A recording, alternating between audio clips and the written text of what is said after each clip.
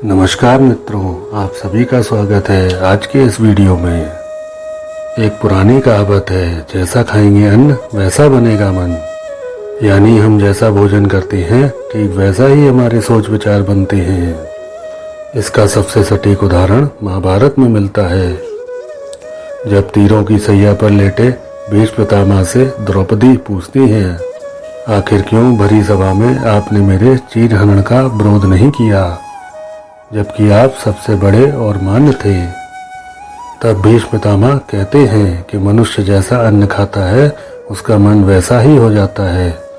मैं कौरवों का अन्न खा रहा था, इसलिए मेरी बुद्धि भी वैसी ही हो गई और मैंने उस अधर्म का विरोध नहीं किया। हमारे समाज में यह परंपरा बहुत पुराने समय से चली आ रही है कि लोग एक दूसरे के घर भोजन करने जाते हैं। कई बार दूसरे लोग हमें खाने की चीज़ें देते हैं।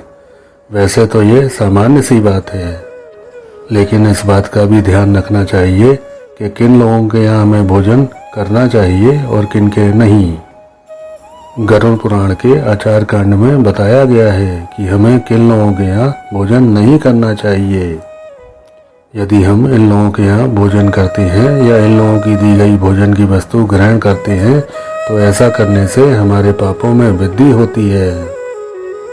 कोई चोर या अपराधी किसी चोर या अपराधी सिद्ध हो चुके व्यक्ति के घर भोजन कभी नहीं करना चाहिए। इससे उसके पापों का असर हमारे जीवन पर पड़ता है।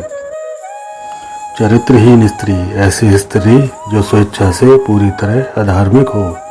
इस बात का ध्यान रखना चाहिए कि किसी चरित्रहीन स्त्री के हाथों से बना या उसके घर पर भोजन ना करें।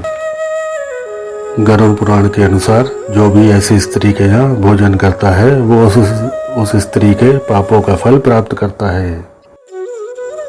सूदखोर वैसे तो आजकल बहुत लोग दूसरों को ब्याज पर पैसा देते हैं, पर जो लोग दूसरों की मजबूरी का फायदा उठाकर अनुचित रूप से अधिक ब्याज प्राप्त करते हैं, गरुड़ पुराण के अनुसार ऐसे लोगों के यहाँ भी भोजन नहीं करना चाहिए, क्योंकि किसी भी परिस्थिति में दूसरों की मजबूरी का फायदा उठाना पाप माना गया है। रोगी व्यक्ति यदि कोई व्यक्ति गंभीर बीमारी से पीड़ित है तो उसके घर पर भी भोजन नहीं करना चाहिए। ऐसे व्यक्ति के यहाँ भोजन करने पर हम भी उसकी बीमारी की गिरफ्त में आ सकते हैं। गंभीर बीमारी से पीड़ित व्यक्ति के घर के वातावरण में उसकी बीमारी के कीटाणु हो सकते हैं जो हमारे स्वास्थ्य को नुकसान पहुंचा सकते हैं।